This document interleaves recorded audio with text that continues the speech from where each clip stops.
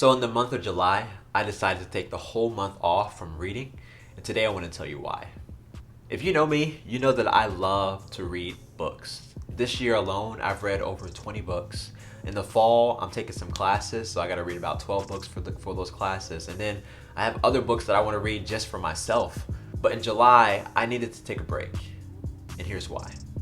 I've been learning so much that I haven't been living. There are so many ideas this year alone that I've been consuming and just wrestling with that I haven't been able to live out. And so in the month of July, I did just that. I thought about some of the ideas that were new, started practicing some things, and I had some time to just process what I've learned. I want to make sure that I'm having a balance between receiving information and knowledge and also just living some of those things out and practicing what I'm learning. I have enough information for transformation. I'm not saying that I know it all, but if for whatever reason I couldn't read for the rest of my life, I have a lot of information already within me that I can use to transform the rest of my life.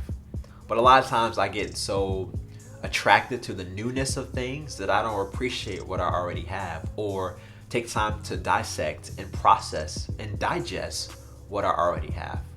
I place too high of a value on words. Think about how big of an impact words have on your life.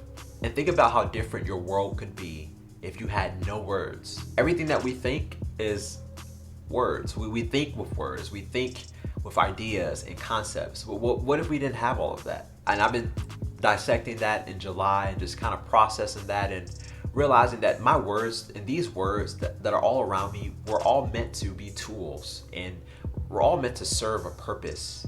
And I don't need to worship words, but I need to use these words to bring me to whatever goal that I have in mind. If it's reading scripture, the goal is to get to God, to get to a presence and a personal relationship with God so that I can go out and bless the world. If it's a how-to manual, the goal is to learn that particular skill and to be able to practice that, but not just be in the words. And sometimes when you're reading a lot, that could be the temptation you fall into. I'm more attracted to reading about experiences than having those experiences myself. Reading is a very slippery slope because you're doing something to improve your life, but it can be dangerous just to be consuming this stuff about improving your life and not going actually out to improve your life. And I think that's where I was headed. So I had to stop for a little bit to improve my life and to work on establishing better habits and to look at how I'm living and figure out how I can better live and use some of these ideas and things that I've learned to live better and to live more healthy and more holistically. I'm learning that words can only take me so far. Like I said earlier, words are always meant to guide us somewhere. Words are not the goal. We don't just acquire all these books and all this information just to have it.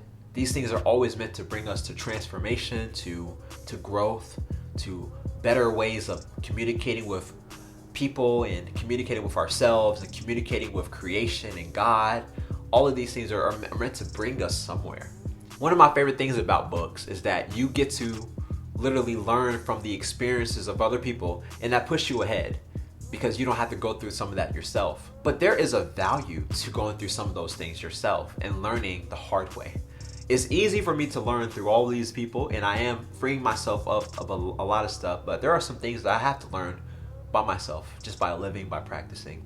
But I think it's important for me, and maybe even important for you, to have a good dance between reading and living, and recognize that you're not just reading just to stay in the words, but to use these words to live better, to be more healthy. So I hope that this has helped you, and I hope that if you need to take a break from reading, you will do that. If you need to read more, I hope that you would do that as well, because I think reading is so important. Words are important, but they don't need to be worshipped, and they are not the goal. And I hope that you remember that with this video. Thanks for watching.